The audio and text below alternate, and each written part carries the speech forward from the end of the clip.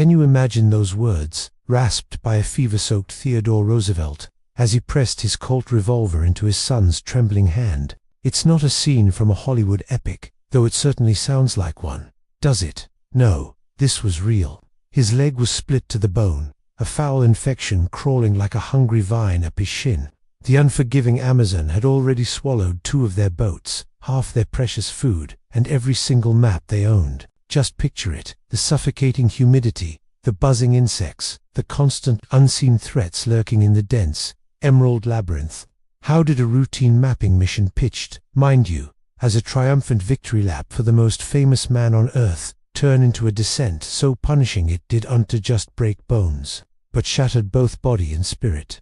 What kind of wilderness could humble a man who had once charged San Juan Hill, wrestled bears, and led a nation? Stick around, because this isn't just a tale of survival. This is the story of the River of Doubt, a stretch of water so treacherous it seemed to actively conspire against them, the jungle that tried its absolute best to kill a former president and the little-known Brazilian officer, quiet and resolute, who simply refused to let it succeed. You won't believe what they went through. Section 1. A president looking for trouble. Theodore Roosevelt, a man whose very name practically thrummed with restless energy, stepped off the world stage in 1909. He'd done his time in the White House, made his mark, but the transition back to civilian life, well, let's just say it wasn't sitting well with him. He had a simple, gnawing itch. He wanted to be useful again. He wanted adventure again. His final term had ended 18 months earlier, and the man who once charged San Juan Hill, the trustbuster, the conservationist, now found himself trapped in an endless cycle of book tours, polite handshakes, and the suffocating confines of polite society. He was too big for it, too vibrant, the call of the wild, the lure of the unknown. It was a siren song he couldn't ignore. He needed a challenge, a genuine test of his mettle, something that would ignite that familiar spark in his eyes. South America, vast and mysterious, offered him just that. It promised a podium, yes, initially for a series of lectures, but more importantly, it offered something far more enticing, a blank space on the map, a river locals vaguely referred to as the River of Doubt, a sprawling 1,000-kilometer slash through western Brazil that no respectable survey party had ever traced, let alone fully charted. It was a cartographer's dream and an explorer's ultimate dare. Roosevelt's plan, as he initially conceived it, sounded almost leisurely. Float down an uncharted tributary, bag a few exotic specimens for the American Museum of Natural History, a bit of a scientific holiday, you know, and be home in time for Christmas. A jolly good show, a chance to stretch his legs, and a little something to talk about at dinner parties. He'd probably write a book about it too, naturally.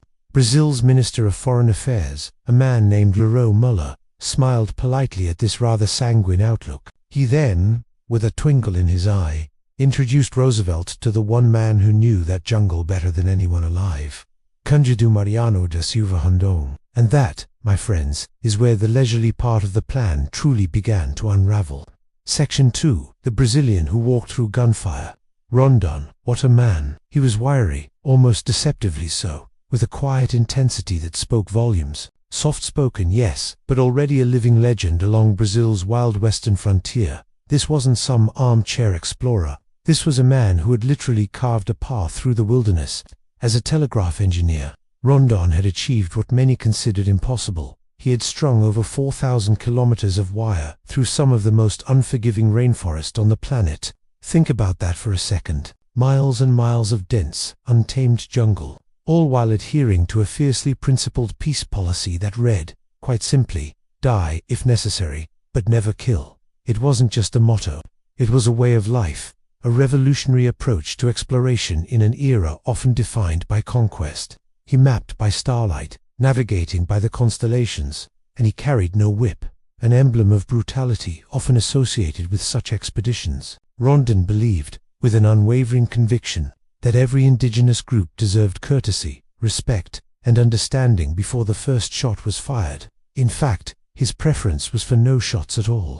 He championed diplomacy and peaceful contact, a stark contrast to the often violent encounters of other explorers. So, when he was offered command of this joint Brazilian-American expedition, Rondon accepted, but on one rather significant condition. Roosevelt, the former President of the United States, the man accustomed to absolute authority, must follow military rules in the bush, no exceptions. It was a bold demand, a direct challenge to the ex-president's very nature. The ex-president, who was certainly used to giving orders, not taking them, grinned, a genuine, wide grin.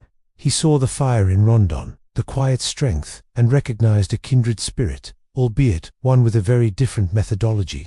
He agreed. Both men, standing there in the relative comfort of Rio, couldn't have possibly guessed how quickly, and how brutally, that pact would be tested. The jungle, after all, plays by its own rules. Section 3. From Safari to Survival. In December 1913, the grand adventure began. The party, a motley crew of scientists, naturalists, porters, and the two intrepid leaders, departed from the bustling Atlantic port of Rio de Janeiro. The initial leg of the journey was almost pleasant, a gentle easing into the vastness of Brazil. They steamed up the mighty Paraguay River, then the Madeira, then each river brought them deeper, further inland, shedding layers of civilization like old skin. They traded the relative luxury of paddle steamers for increasingly smaller vessels, eventually graduating, or perhaps regressing, to dugout canoes. These hollowed-out logs, expertly crafted but inherently precarious, were their only true connection to the world as they knew it. The landscape shifted, the air grew heavier, and the sounds of the city faded, replaced by the incessant hum of the jungle, until, quite literally, the map ended. They were beyond the known, beyond the charted, entering a realm understood only by the indigenous peoples and the river itself. On February 27, 1914, after weeks of arduous travel, they finally reached the river's headwaters. With a sense of both triumph and trepidation, they christened it Rio da, the River of Doubt, and then, with a deep breath and a collective push, they plunged in. Within a week, that illusion of a pleasure cruise wasn't just shattered, it was pulverized. The jungle, it seemed, had a very different idea of hospitality. The river, far from being a gentle current, transformed into a relentless gauntlet of churning rapids. Canoes, laden with precious supplies and human lives, slammed into jagged rock teeth hidden beneath the surface, threatening to splinter and capsize at any moment. Paddles, once sturdy and reliable, snapped like dry twigs under the strain of desperate strokes. And then there was the life, or rather, the multitude of life. Ants in squalls would rain down from the suffocating canopy, each bite a searing hot needle, leaving painful welts. Piranhas, those notorious flesh-eaters, shredded anything that bled, turning a simple cut into a terrifying ordeal. Clouds of mosquitoes, thick and relentless, formed living, buzzing sacs around their heads, driving them to distraction and carrying the insidious threat of malaria. Kermit Roosevelt, the president's 24-year-old son, a young man who had accompanied his father on previous adventures, but nothing quite like this, captured the essence of their plight in his diary. With a chilling clarity, he wrote, "We are being whittled down one sliver at a time." It was a visceral description of a slow, agonizing attrition, where every day brought a new challenge, a new loss, and a deeper understanding of their own vulnerability. The jungle wasn't just a backdrop, it was an active, hostile force. Section 4. The first body, the jungle, it turned out, was a master of subtraction. On March 15th, a porter named Simplicio, his footing perhaps compromised by exhaustion or the treacherous, unseen currents, slipped on a moss-licked boulder. In an instant, he crashed into the churning current, disappearing beneath the roiling water before anyone could even react, let alone reach him. The river, swift and indifferent, claimed him. They searched, of course, their calls swallowed by the dense foliage and the roar of the rapids. Later, downstream, they found his body. His foot, grimly, was hooked under a gnarled root, holding him captive. His face, a horrifying testament to the river's hungry inhabitants, was half-eaten by fish. The sight, the sheer brutality of it, curdled the mood of the entire expedition overnight. A stark, undeniable reminder that this was no longer a grand adventure. It was a fight for survival. The psychological toll was immense. Fear, a cold, creeping dread, settled over the camp. Every rustle in the undergrowth, every unseen splash, became a source of terror. Morale, already fragile, plummeted, and contributing to this despair was the grim reality of their dwindling resources. Food stores were already perilously low. Every portage the back-breaking task of hauling canoes and supplies around impassable rapids meant, making impossible choices. What to leave behind? What could they truly do without?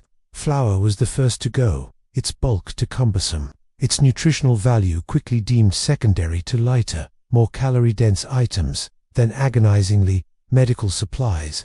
Imagine that decision, sacrificing the very tools that could save a life, simply to keep moving. And finally, the salt, a seemingly minor condiment, yet in the oppressive humidity and constant exertion, its loss was a profound blow, impacting their ability to preserve food and maintain their health. Rondon, ever the stoic, recorded the moment of Simplicio's death in his journal with two stark, almost brutally concise sentences. Lost another canoe today. Simplicio has gone. No florid prose, no emotional outpouring, just the cold, hard facts of the jungle's relentless toll. It was a reflection of the harsh reality they inhabited, where grief often had to be compartmentalized, pushed aside for the immediate needs of survival.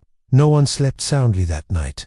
The jungle, it seemed, answered every cough, every nervous whisper, with the guttural chilling growl of a jaguar, a primal sound that echoed the very real dangers that surrounded them. Death, they now understood, wasn't just a possibility. It was a constant, tangible presence, breathing down their necks. Section 5. Murder among friends. Hunger, they say, breeds strange anger, and in the suffocating confines of the Amazonian jungle, with their bodies pushed to the brink and their minds frayed by fear and exhaustion, that anger began to fester. The expedition had hired a German handyman named Giulio at the last minute, a man brought on 2 patchboats, and assist with the myriad practical tasks that kept the fragile flotilla afloat. Now, starving and perpetually soaked, his nerves frayed beyond repair, Julio's suspicion turned to fury. He accused another porter, a man named Patience, of stealing dried beef, a precious life-sustaining commodity. In the jungle, where every calorie counted, such an accusation wasn't just a slight, it was a declaration of war. The quarrel escalated quickly, violently. In the tense, oppressive quiet of the jungle camp, a single pistol shot ripped through the air. Giulio stood over Patience's body, the pistol still smoking in his hand, a chilling tableau of desperation and madness. Then, without a word, he vanished into the impenetrable bush, swallowed by the very wilderness that had pushed him to this heinous act. He was never seen again. Roosevelt, the great reformer, the architect of justice and law, found himself staring at a corpse he could not arrest, could not prosecute, could not even bury properly, with any semblance of civilized ritual. It was a moment of profound helplessness, a stark confrontation with the absolute absence of the societal structures he had spent his life upholding. He later called it, "The moment I realized civilization is a coat we wear, easily torn." Think about that. A man who had commanded armies, shaped nations, now understood, in the most visceral way possible, how thin the veneer of order truly was when stripped bare by primal needs and the overwhelming force of nature. 2 men dead, 1 drowned, 1 murdered, no law to uphold, no justice to be served, and they had not even reached the river's halfway mark. The expedition had devolved from exploration to sheer, brutal endurance, where the greatest threat wasn't just the jungle, but the darkness lurking within themselves. Section 6. The leg and the fever. The jungle, it seemed, wasn't done with Theodore Roosevelt yet. On April 4th, a particularly violent set of rapids proved almost fatal. A canoe, caught in the churning maelstrom, bucked wildly, throwing Roosevelt's right leg with brutal force against a jagged granite shelf. The impact was sickening, the gash running deep, from shin to ankle, a gaping wound in his flesh. In the humid, bacteria-rich environment of the Amazon, infection set in within hours. The wound quickly turned angry, inflamed, and painful. But that wasn't all. Malaria, an insidious enemy, already pulsed in his veins from previous mosquito bites, lying dormant, waiting for a moment of weakness. The trauma of the injury, the stress of the expedition, provided that moment. The fever cooked him, his temperature soaring to a terrifying 104 degrees, his body racked by chills and sweats. He drifted in and out of clarity, his mind a swirling fog of delirium and lucidity. In his moments of consciousness, convinced he was dying, he began dictating what he believed were his final letters to his beloved wife, Edith. His voice, usually so robust, was weak, barely a whisper, imbued with a heartbreaking finality.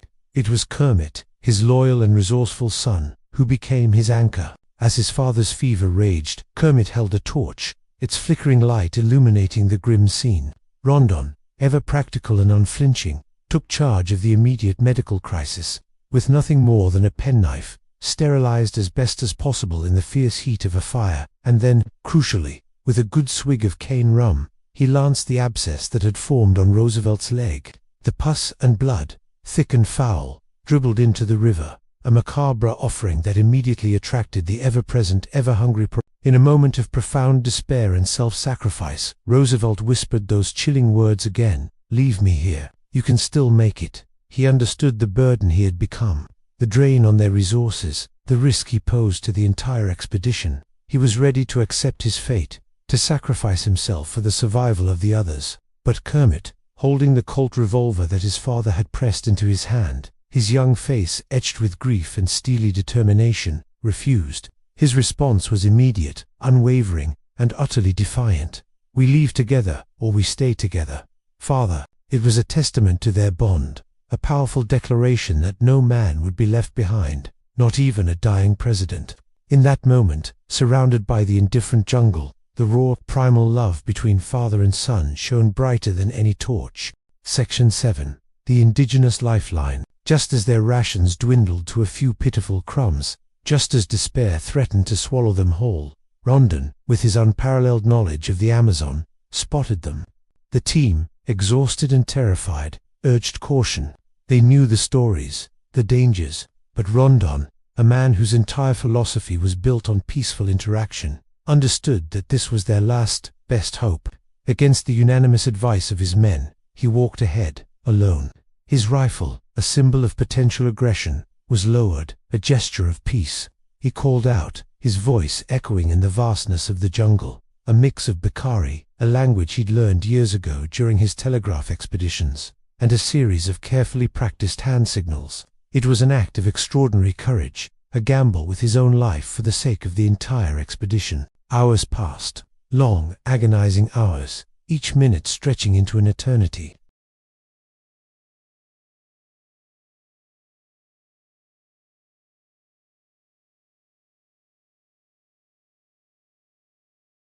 Rondon, unwavering, performed his next gesture. He laid his rifle on the ground, a clear sign of his peaceful intent. Then, slowly, deliberately, he opened his satchel and offered his most precious possession, salt, in the heart of the Amazon, far from any ocean. Salt was a gift worth more than gold, a vital commodity for survival and a powerful symbol of trust. Miraculously, the Scintillaga accepted. The tension broke, replaced by a cautious curiosity. The exchange, a delicate dance of gestures and mutual respect, turned the tide of the expedition. The indigenous people brought mandioca flour, a staple of their diet, dried fish, rich in protein, and most crucially, a bark tea, brewed from local plants, known for its medicinal properties. This tea, administered to Roosevelt, began to break his stubborn fever. The jungle, which had relentlessly tried to kill them, now, through the generosity of its oldest inhabitants, offered a lifeline. Without that exchange, that profound act of unexpected compassion, every single member of the party would have starved within a week. The Scintillaga, whom they had been warned to fear, became their saviors, a powerful testament to Rondon's unwavering belief in humanity and respect for indigenous cultures. The river of doubt, even after the reprieve, kept dropping, its relentless current and hidden dangers continuing their assault. It was as if the jungle itself was determined to test their resolve until the very last mile. One particularly brutal set of rapids ripped the bottom clean out of Kermit's canoe, a sickening crunch of wood against rock. He was thrown into the churning water, his supplies sinking like stones around him, and only escaped by clinging desperately to an overhanging vine, his fingers raw and bleeding as the river tried to drag him under. It was another terrifying near miss, another stark reminder of how fragile their existence was. They emerged from that section with only one serviceable boat left, a battered testament to their perseverance. The rest were splinters. Resourcefulness, born of desperation, kicked in. From driftwood and sheer will, they lashed together a pair of makeshift balsas, crude rafts that were barely seaworthy but offered a fragile hope of continuing downstream. They were a pathetic sight, a testament to their decline, yet a symbol of their refusal to surrender. Then, just as their spirits were at their lowest ebb, a glimmer of true hope appeared. Rubber tappers, these hardy solitary men, who lived deep within the jungle, suddenly appeared downstream. They had been lured, it turned out, by persistent stories, whispers carried on the jungle telegraph, of a bizarre white man flotilla that kept losing canoes and was slowly, painfully, making its way down. These tappers, the first outsiders they'd seen in weeks, were a godsend. They bartered for smoked game, offering a much-needed injection of protein and sustenance, and, critically, they carried word to the outside world that, against all odds, Roosevelt still breathed. Imagine the relief, the surge of hope that must have coursed through the expedition members. Back in New York, newspapers, having received garbled and dire reports, had already printed Roosevelt's obituary. The world had mourned him, believing the jungle had claimed its famous victim, but he was alive, barely, a testament to his indomitable will and the sheer luck of their encounter. The news, though delayed, would soon ripple across continents, turning tragedy into a miraculous survival story. Section 9. The Last Mile. The river, finally, began to relent.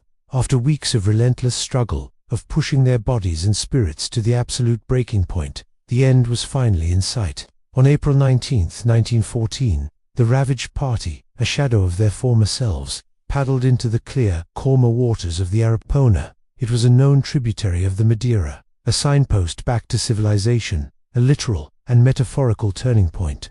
The feeling must have been indescribable, a mixture of profound relief, exhaustion, and a quiet, almost disbelieving sense of accomplishment. They had done it. They had mapped an astonishing 1,500 kilometers of river, a feat of exploration that would literally rewrite geography books. Along the way, they had discovered dozens of previously unknown side channels, adding invaluable detail to the blank spaces on the map. They had survived 62 days in a place that, every single day, had tried its absolute best to kill them. 62 days of rapids, disease, starvation, murder, and the constant, oppressive weight of the jungle. Roosevelt, the once robust and boisterous former president, was a stark image of endurance. Gaunt, his face etched with the ravages of fever and starvation, his skin gray and translucent, he stood just long enough to take a photograph.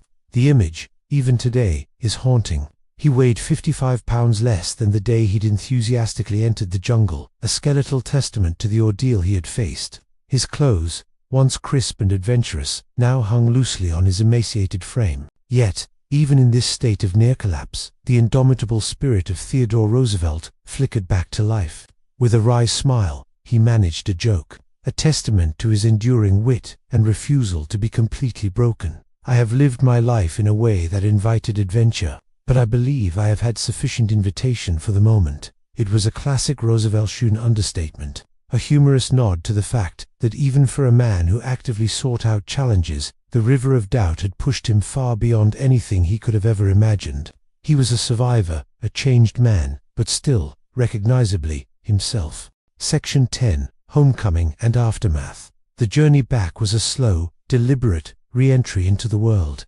A Brazilian river monitor, dispatched after news of their survival, finally reached the outside world, carried them the rest of the way to Manila. As they approached the city, a hub of Amazonian commerce, telegraph wires sang with the incredible news. The president who had vanished, who had been presumed dead, had been found. The world breathed a collective sigh of relief, marveling at the sheer tenacity of the man. In Rio, the news was met with a wave of national pride and admiration. In a significant gesture, the Brazilian parliament officially renamed the treacherous River of Doubt, forever cementing its place in history. It became the Rio Roosevelt, a permanent tribute to the expedition's leader and his extraordinary courage. Back in New York, thousands of miles away, Edith Roosevelt, his steadfast wife, who had endured weeks of agonizing uncertainty and the crushing weight of his presumed death, wept at the sight of her husband.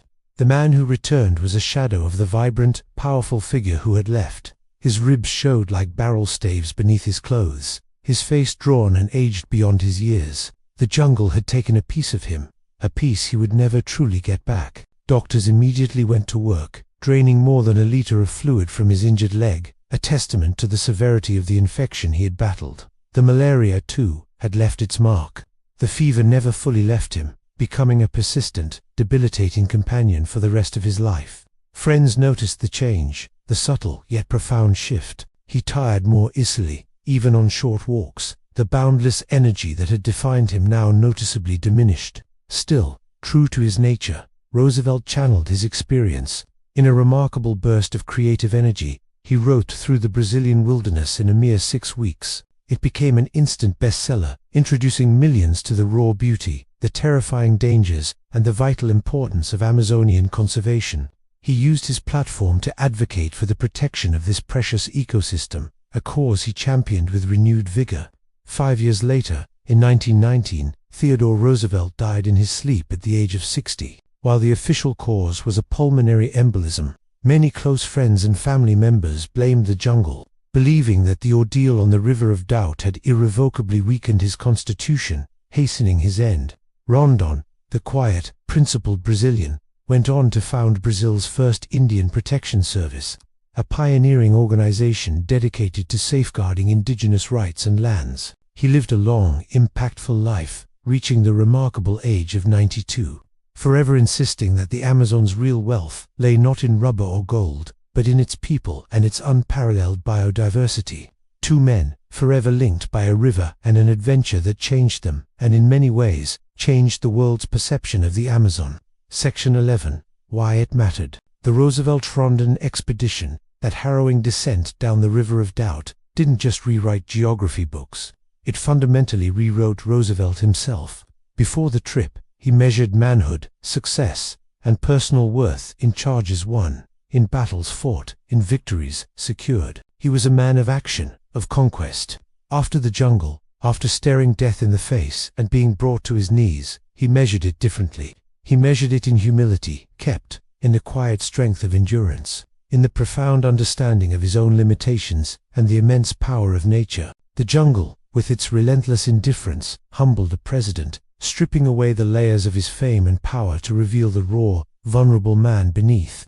It also, crucially, validated Rondon's pacifism. In an era where exploration often meant subjugation, where indigenous peoples were viewed as obstacles or resources to be exploited, Rondon's unwavering commitment to peaceful engagement, his belief that respect and understanding were paramount, proved not just morally superior, but strategically effective. His approach saved lives, fostered crucial alliances, and demonstrated a different, more enlightened path for interaction with uncharted territories and their inhabitants.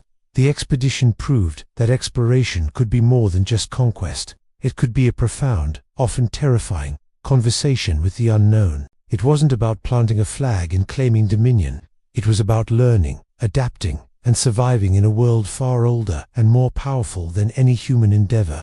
Their meticulously charted maps opened up the Amazon, not just to further exploitation, but to science, to understanding, to a deeper appreciation of its ecological significance. For a while at least, it offered a vision beyond the relentless slash-and-burn mentality that often accompanied such discoveries. And so, every modern conservationist who fights tirelessly to protect the rainforest, every advocate for indigenous rights, every scientist studying the Amazon's intricate ecosystems, stands, knowingly or not, on the shoulders of these two extraordinary men. One, a sick man who once begged to be left behind, humbled by the wilderness. The other, a quiet Brazilian, resolute in his principles, who simply refused to let him, or anyone else, be forgotten by the river. Their legacy is a powerful reminder of what exploration truly means, not just finding new places, but finding new perspectives, and ultimately, finding ourselves.